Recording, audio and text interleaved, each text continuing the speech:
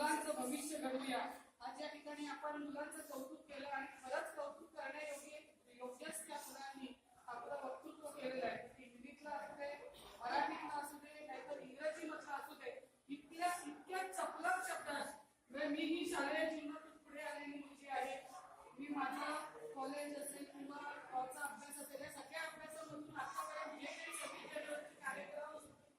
उपस्थित होते ज्या कार्यक्रमातून पहिला असा कार्यक्रम आहे की ज्याच्यामध्ये अतिशय सुंदर भाषेत हा प्रजासत्ताक दिन का साजरा करावा आणि त्याचं महत्व काय आहे आणि राज्यघटना म्हणजे काय आणि त्या राज्यघटनेमध्ये काय